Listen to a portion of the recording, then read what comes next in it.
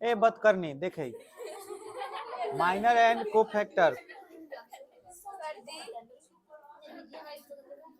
क्या हुआ?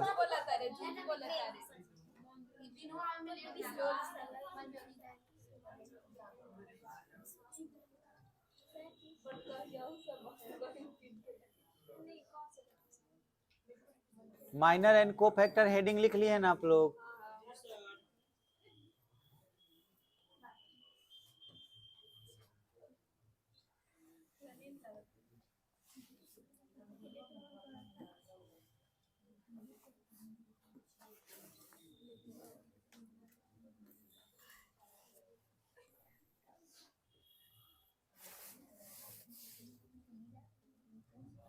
बस आपको दो ही चीजों पर क्वेश्चन है, माइनर पर और कोफैक्टर पर 5 ही प्रश्न है।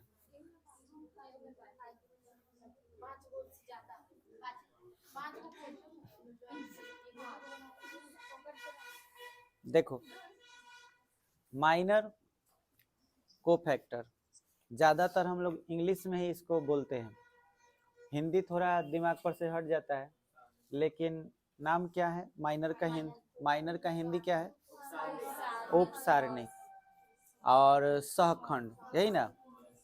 ये बड़ा इंपॉर्टेंट चीज है, याद होगा तुम लोगों को कि हम लोग एक बहुत क्वेश्चन को बनाते परेशान हो गए थे, बन नहीं रहा था। इनवर्स वाला याद आ रहा है? प्राथमिक संक्रिया R1 R2 इनवर्स निकालना, A बराबर IA लिखते थे और कितना लाइन में बनेगा कोई नहीं जानता था, 1001 लाना रहता था, याद आया? तो वो आव्यूह में हम लोग पढ़ रहे थे और उसको बनाने में बहुत टाइम लगता था। लेकिन अब तुम पढ़ लोगे एक कोफैक्टर को, अगर पढ़ लोगे, माइनर तो नहीं लेकिन कोफैक्टर अगर पढ़ लोगे तो उसको सिर्फ देख करके ही डायरेक्ट आंसर निकाल सकते हो। ठीक है, तो कैसे उसको बनाते हैं उससे सीखने का प्रोसेस आज से शुरू कर रहे हैं। सबसे पहले आपको माइनर समझना है और उसके बाद कोफैक्टर समझना है। माइनर और कोफैक्टर में फर्क भी समझना है, और इतना आसान है कि पीछे जो पढ़ चुके हो बस खाली उसका नाम हमको बताना है। अब सवाल में देखो, हम लोग डिटर्मिनांट खेल रहे थे, अब डिटर्मिनांट और मैट्रिक्स दोनों खेलेंगे। ठीक है, आव्यूह दे देगा, जैसे कि मैट्रिक्स दे दिया, आव्यूह दे दिया। एक आव्यूह हम ले लेते हैं, लेट A इक्वल टू, और एक वर्ग आव्यूह ले रहे हैं, जैसे कि 2 हो गया, 3 -1 4 2 5 -3 1 0, ये एक प्रकार का आव्यूह हो गया। अब इस आव्यूह में आपसे पूछा जाए कि माइनर किसको कहा जाएगा। ठीक है, तो आव्यूह में माइनर बोलने का मतलब होता है कि उसके किसी एक एलिमेंट का, कोई एक एलिमेंट का, मतलब वो लाइन पूरा छोड़ दीजिए और बचने के बाद जो भी बच जाए उसको अगर डिटर्मिनेंट में आप बदल दें, जैसा कि आप पढ़ चुके हैं। जैसे मैंने बोला कि A11 यहाँ पे कौन होगा, तो A11 तो 2 होगा, ये आप अच्छी तरह जानते हैं कि A11 2 होगा। अब यही पूछ दिया जाए कि इसमें M11 क्या होगा, तो M मतलब माइनर, समझ में आया? यहाँ M का मतलब हो गया माइनर, कि माइनर किसको कहेंगे। A11 तो इस 2 को कह रहे हैं, वही आपसे बोले कि A12 कौन होगा, तो 3 होगा, लेकिन इसका माइनर मतलब M12। माइनर कहते किसको हैं, तो माइनर को हिंदी में बोलते हैं उपसारणिक। सारणिक और उपसारणिक, जैसे मुखिया उपमुखिया होता है, अगर इसको पूरे को एगो सारणिक में बदल दिया जाए तो सिंपल सा खाली ब्रैकेट आप सीधा कर दीजिए तो सारणिक में बदल जाएगा। लेकिन स्पेशल है 2 का खाली बात किया जाए, ये वाले 2 का, तो इस 2 को देखा जाए तो ये इस लाइन में आ रहा है और इस लाइन में आ रहा है। ठीक है, तो बचा कौन, 2 5 1 0। अब 2 5 1 0 को अगर सारणिक में बदलना हो तो हम ऐसे चिन्ह देंगे, यहाँ 2 लिख लेंगे, 5 लिख लेंगे, 1 लिख लेंगे, 0, तो 2 बाई 2 का एगो सारणिक बन गया। और इसी सारणिक को हम क्या कहते हैं, माइनर। इसी का नाम क्या है, माइनर, जिसका मतलब होता है उपसारणिक। बोले इतना बात समझ में आया कि नहीं? तो उपसारणिक सबका हो सकता है, सबके उपसारणिक होंगे तो 9 गो अवयव है तो 9 गो उपसारणिक होगा। है 11 है 12 है 13 है 21 है 22 है 23 है 31 है 32 है 33 है तो 9 गो उपसारणिक होगा। वही बात करें M12 का तो M12 के लिए क्या होगा, तो M12 मतलब कि आपका 3 है ना, तो ये लाइन छोड़िएगा और ये लाइन तो बनेगा क्या 4 5 -3 0 होगा। वही अगर मैं A12 के बाद A13 का बात करूं तो -1 को कहेंगे, लेकिन इसका उपसारणिक का बात करें तो M13 वो कौन होगा, तो सीधे सीधे कहिएगा 4 2 -3 1। बोले बात समझ में आया। तो हमको इतना बात लिखना नहीं है, ये दिमाग में ही सॉल्व करने आना चाहिए। अब आप जानते हैं कि सारणिक एक नंबर होता है, एक संख्या होता है, और उसे निकाला कैसे जाता है, क्रॉस गुना करके। जैसे हम बोले कि इसका मतलब क्या है, तो सीधे सीधे आपके दिमाग में आएगा 0 में 2 से गुना होगा तो 0 और -5 तो कितना, तो हम सीधे सीधे बोलेंगे कि 2 का माइनर क्या है, -5 है। बोले बात बुझाया, लेकिन ये निकाले कैसे ये भी तो आना चाहिए। अब बोला जाए कि बोलो 3 का माइनर क्या होगा, 15 होना चाहिए, 0 माइनस फिर माइनस तो प्लस हो गया, इसका वैल्यू 10। अब सवाल में जो पूछे उस हिसाब से आप इसको बनाएंगे। ये बात समझ में आया। एक और बहुत बढ़िया बात बता रहे हैं, माइनर तो आपको समझ में आ गया, अब हम को फैक्टर के बारे में बता रहे हैं, और को फैक्टर बताने के बाद सारणिक निकालने का एक तरीका भी बताएंगे। अब ध्यान से समझिएगा कि को फैक्टर किसको कहना चाहिए।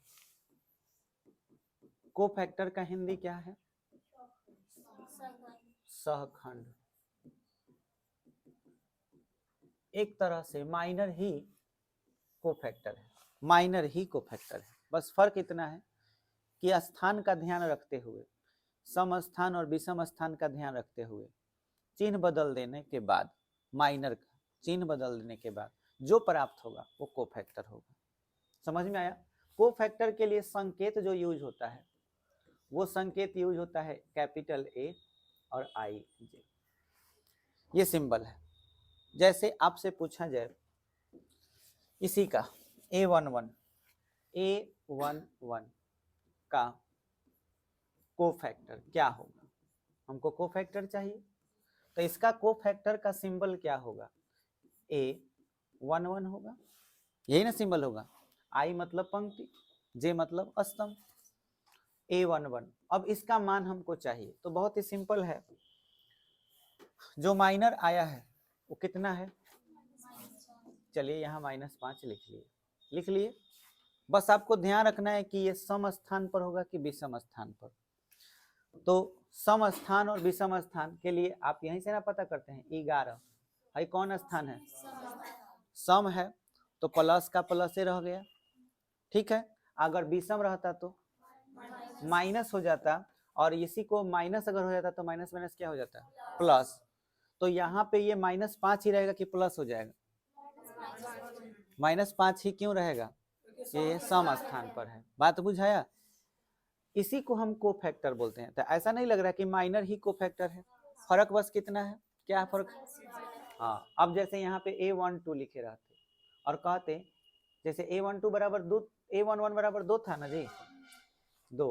अब हम A12 की बात करें, A12 कितना था, अब इसका को फैक्टर निकाल रहे हैं तो A12 लिखिएगा। अब इसका वैल्यू 15 आया है, लेकिन 15 आया है, लेकिन 12 मतलब कौन सा स्थान, तो आगे क्या लग जाएगा, माइनस। बुझाया। ठीक से देखा जाए तो है एक एक जब जुड़ता है तो जो आता है प्लस, माने सम संख्या आता है तो सम स्थान बोलते हैं, अब विषम आता है तो विषम स्थान। जैसे एक एक कितना हुआ 2, मतलब सीधे सीधे आई और जे को आप जोड़ते हैं। समझ में आया। और आई और जे जब आता है तो उस कंडीशन में अगर ये सम आया, अगर ये सम आया, जैसे कि मान के चलिए कि 2 आ गया, तो 2 आ जाने के बाद आई और जे को हम जोड़ते हैं, 2 आ जाने के बाद अगर सम आता है तो उसको हम प्लस मानते हैं, यही ना हम करते हैं।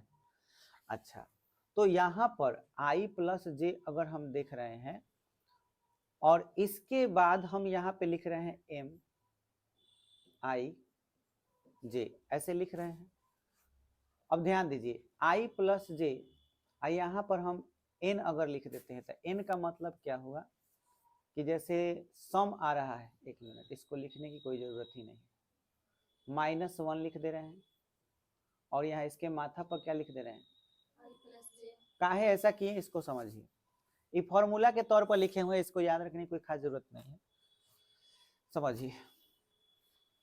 i मतलब 1, फिर j मतलब 1 जोड़ो 2, -1 का पावर 2 करो प्लस, तो अपने आप ही प्लस हो गया। अच्छा, अगर 1 और 2 रखो तो 1 और 2 3, -1 का पावर 3 करो -3, तो अपने आप माइनस आ गया। तो ये एक तरह से कोफैक्टर का ऑब्जेक्टिव के लिए हम लिखे हुए हैं हाई वाला टर्म, लेकिन तुमको इसे याद रखने की जरूरत नहीं है। तुम्हें ध्यान ये रखना है कि सम स्थान है कि विषम स्थान, विषम होगा तो चिन्ह बदल देना है, और सम हो तो उसको कुछ करने की जरूरत नहीं है, और इसी को हम क्या बोलते हैं, कोफैक्टर। अब हम किसी का भी कोफैक्टर पूछें, जैसे कि हम बोले कि A21 का कोफैक्टर बताओ क्या होगा, तो A21 कौन है, 4 है, तो हम 4 लिख ले रहे हैं। 4 का हम क्या पूछ रहे हैं, कोफैक्टर, तो कोफैक्टर बोलो कैसे लिखोगे, A21 लिखोगे, और A21 लिखने के बाद यहाँ पे आते हैं, है ना था, ये लाइन और ये लाइन छोड़ दो, तो 0 माइनस माइनस माइनस माइनस +1, तो हम यहाँ पे +1 लिख लिए। पहले लिख लो उसके बाद सोचो सम है कि विषम, तो 21 का मतलब विषम हुआ, तब विषम हुआ तो आगे क्या लग जाएगा, अब बुझाया, नॉर्मल है, बहुत भारी लग रहा है, नहीं। एक और उदाहरण लेते हैं 2/2 का, 2/2 वाला तो और आसान है। जैसे मान के चलो a बराबर लिखा हुआ है 4 - 1 2 -9 का, है ना, कोफैक्टर ज्ञात करें, ठीक है। अगर इसका कोफैक्टर अगर आपको ज्ञात करना है तो बहुत ही सिंपल है, 4 का निकालना है, इसको हम क्या बोलते हैं, A11 बोलते हैं। A11 बराबर क्या है, 4, इसका हमको क्या निकालना है, तब इम्प्लाई दैट, और यहाँ पे क्या लिख दिए, A11 का मतलब क्या हुआ, कोफैक्टर, कोफैक्टर। अब ध्यान दीजिए 4 जिस लाइन में है छोड़ दीजिए, बचा क्या, -9 उतार दीजिए। सम है कि विषम, सम है, तो इसलिए जैसे का तैसे रह गया। अच्छा, A12 कितना है, माइनस है, इसका कोफैक्टर चाहिए तो A12 हो गया। चलो -1 कहीं ना निकाल रहे हो, ये लाइन छोड़ दो, बचा कौन, 2 बच गया, 2 लिख लिए। सम है कि विषम, आगे क्या लगा दी, माइनस। बोलो इस 2 को क्या बोलोगे, A21 का मान कितना है, 2। अच्छा, इसके लिए A21 चाहिए, तो इस लाइन को और इस लाइन को छोड़ो, -1, सम है कि विषम, 2 1 2 और 1 जोड़ो तो 3, विषम के लिए चिन्ह पलट जाएगा, तो एक और माइनस आएगा, तो ये क्या हो गया, प्लस। अब A22 कितना है, -9, इसका कोफैक्टर चाहिए, तो A22 बराबर बोलो 4, प्लस कि माइनस, प्लस ही रहेगा।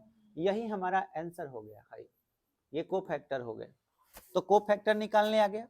सोचो अगर माइनर बोला जाता तो खाली M11 M12 M23 यही लिखा था, खाली हमको सम और विषम नहीं लिखना होता।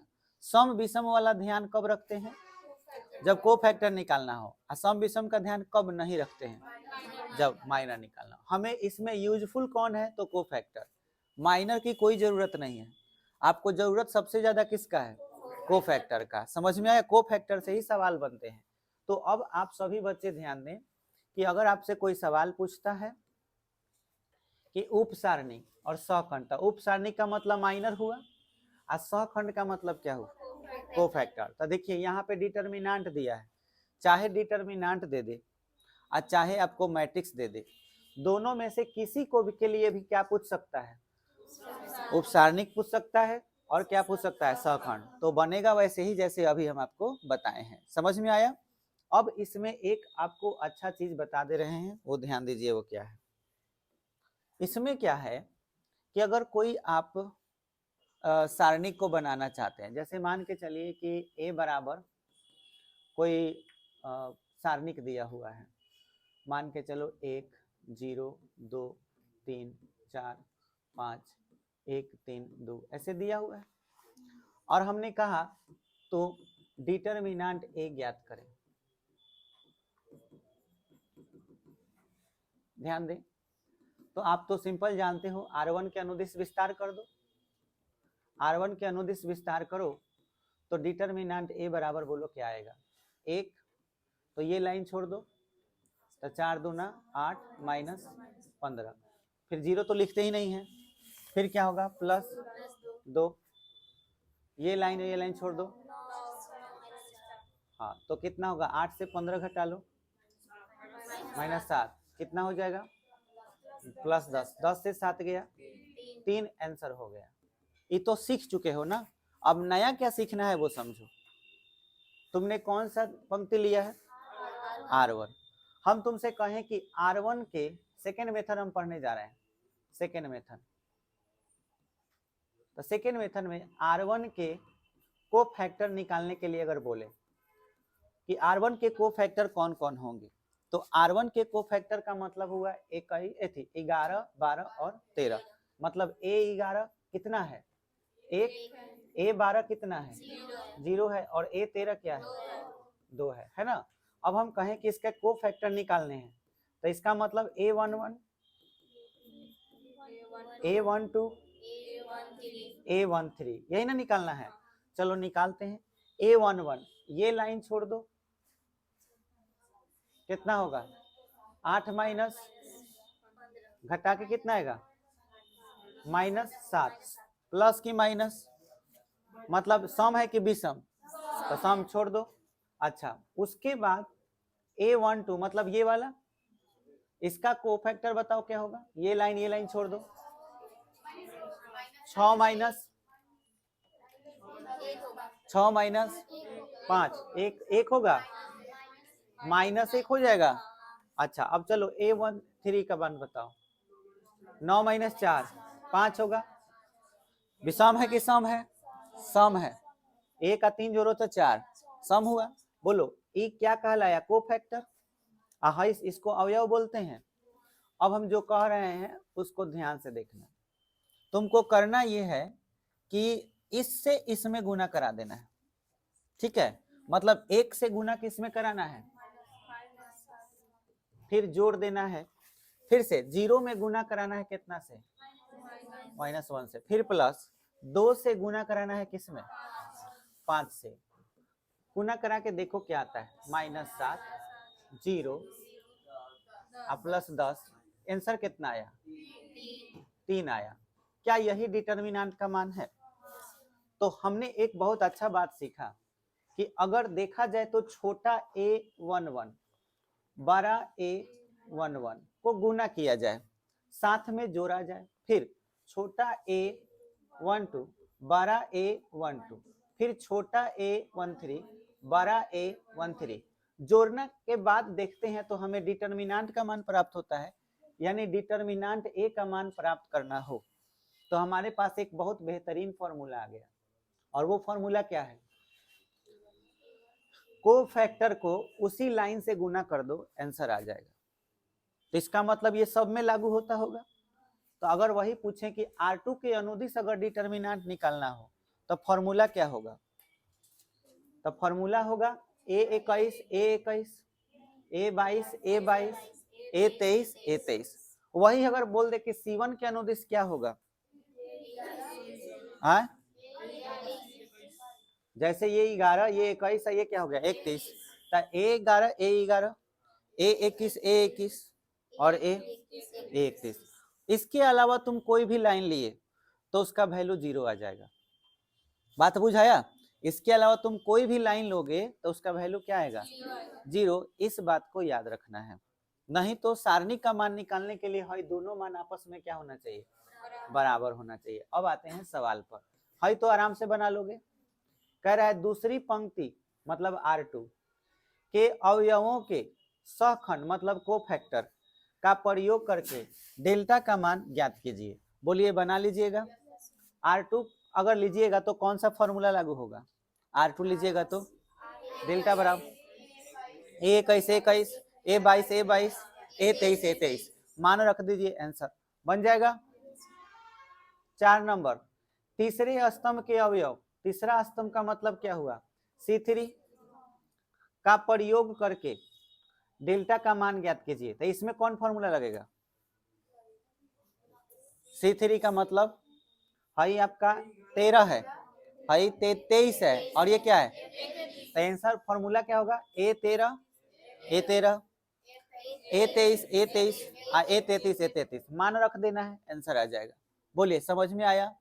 अच्छा 5 नंबर को खाली ऑप्शन में ढूंढना है कि कौन सही है, डेल्टा का मान कौन होगा इनमें से, बड़ा आसान है चुनना। कौन सा ऑप्शन, बी होगा, है ना, बी, कौन सा, डी, क्यों, हाई दोनों बराबर होना चाहिए, 11 11 21 21 21 21, यहाँ तो ठीक है, हाई गड़बड़ा गया है, 12 21 कर दी, नहीं होगा। इसमें भी देखो 21 11 कर दिया है, 11 31 कर दिया है, पहचानने का तरीका है दोनों सेम, तो आंसर क्या हो जाएगा, डी। बोलो कर लोगे सब अब, चलिए अब आप लोग नोट कर लीजिए और इस प्रश्नावली को सॉल्व कर लीजिएगा।